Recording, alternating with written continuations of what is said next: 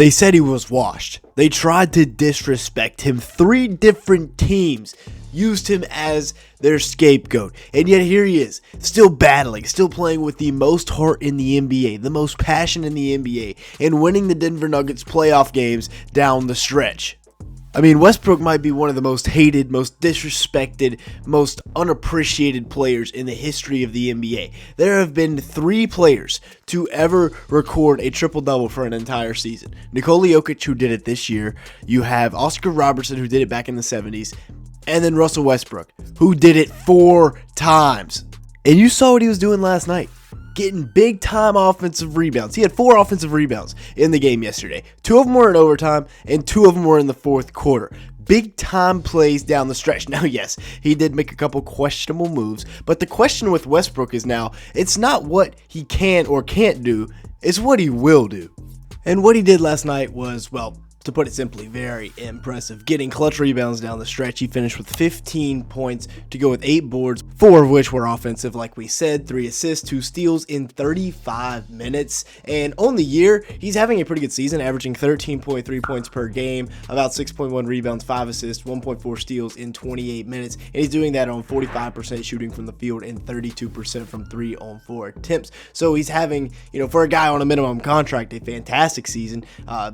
Disrupting things defensively, using his energy, turning the Nuggets into a really fast-paced transition team, and then also knocking down clutch threes. This was huge. 26 seconds left, and Russ, standing alone in the corner, buries it. Probably the last guy on the court that the Nuggets wanted to take that 3, but he took it and made it with confidence. Knocked it down and gave him a lead that they never gave up. Also, the rebounds. Boxing Kawhi out, going up and getting it and putting it back. That is a really tough task. Another offensive rebound here, getting them another possession with a chance to take the lead. And then in OT, same thing, getting them another possession. Now he immediately goes right up and draws the foul.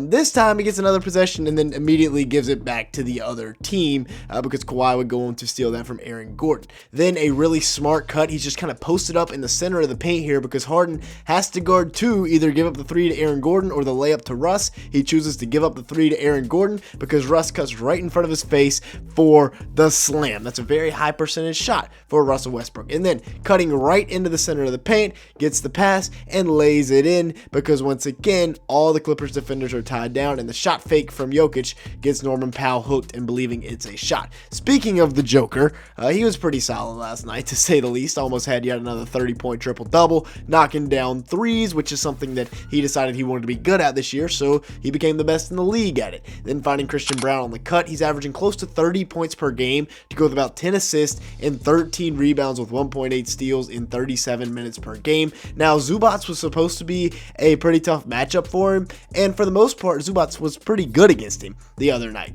or last night, as, forcing him into tough shots. Is a tough fadeaway bank shot, but it's the best player in the world. He's still going to go for 29, 12, 9, and 3 in 46 minutes. And honestly, you could kind of say he had not his best game. He was missing layups around the rim. Zubac clearly was impacting him a little bit. 12 of 24 from the field, 1 of 3 from beyond the arc. But like I said, he still got to his spots. He still got his buckets when they needed them the most. Getting into the lane, using that pivot foot, using that remarkable athleticism, and then attacking mismatches like right here when he's got Chris Dunn switched onto him, just getting right to the rim, wasting no time, using screen actions with Christian Brown, with Aaron Gordon, and with Russell Westbrook to get the mismatches he wants, like right here drawing Harden and then throwing the lob to Gordon in this pick and roll, getting Zubac off of him. He does a fantastic job of using the screen. Gordon rolls and a beautiful pass right at the rim, and then the screen and roll here from Jamal Murray this time, and Chris Dunn switches onto him, so he gets the layup to go. And then just on the inbounds right here, they got Nick Batum guarding him. In the non-Zubac minutes, they got to figure something else out against Jokic because this Jamal Murray, Nikola Jokic pick and roll is a deadly duo, and it cooked the Clippers last game. Stepping into it, if his foot wouldn't have been on the line, my parlay would have hit, but oh well, whatever. And then getting downhill, little pocket pass, little floater. His touch around the rim is second to none. And then speaking of Jamal, the other half of this pick and roll here, he finished with 21 points points last night, 9 rebounds, 7 assists, a steal in 48 minutes, played every single bit of overtime, and he looked pretty healthy for the most part, but he's got to be a little bit more efficient, because whenever the Clippers are good in the playoffs, it's because Jamal Murray is hitting big-time shots. 7 for 20 from the field, 3 for 7 from beyond the arc for Murray. Not the best in the world. There he is right there with the little floater in the mid-range game. But he's got to be better than 35% from the field in the future. Little horns action right here.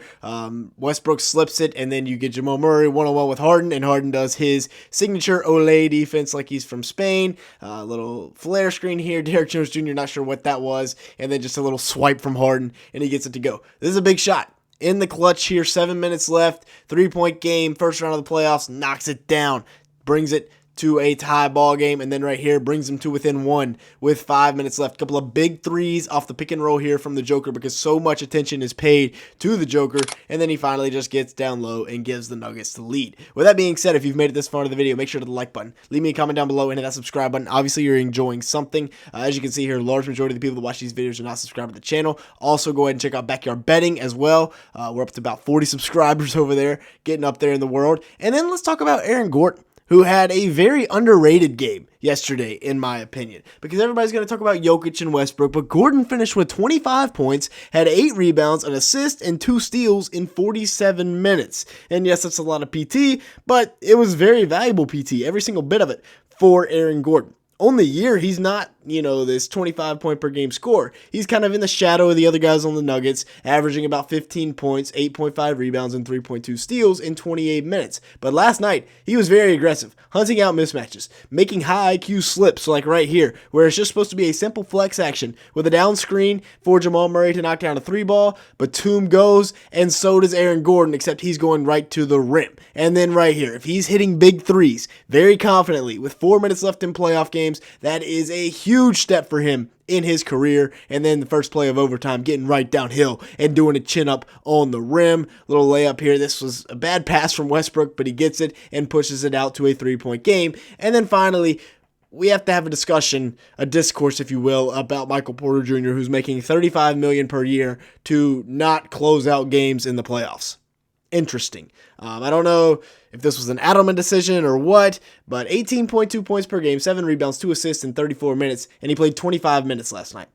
I think, MPJ's got to be played. I know he didn't have the best game, but he only took 4 shots. You got to get this man some shots. He is a 6'10" sniper. You can't play both Westbrook and Brown in the closing minutes and expect to win playoff series. Yes, it worked once at home. Barely. And I think MPJ's got to be out there. Maybe this is a bad take, but I think MPJ has to be out there alongside of the rest of his guys just to help space the floor for the Joker, for Gordon, for Jamal Murray, excuse me. Now, Christian Brown played well. He has definitely elevated the role of Kentavious Caldwell-Pope last year. He's taken it to the next level, averaging 15.4 points, 5.2 rebounds, 6.2 assists, and 1.3 steals in 34 minutes per game. Clogging passing lanes, playing great defense, scoring the ball efficiently. I mean, this is a huge leap for Christian Brown. 58% shooting from the field, 40% from 3 on about 3 attempts per game. A really solid, and then just making winning plays like that. Like when you see that type of play, that gets you fired up if you're a true basketball enjoyer. And then ball never lies. It comes right back to the guy that just made the huge play, and he knocks down the 3-ball. With that being said, that's going to be it for today's video. Thanks so much for watching. Make sure to hit the like button. Leave me a comment down below, and hit that subscribe button if you did enjoy it at any point. We're looking for 300 likes on today's video. And with that being said, thanks so much for watching.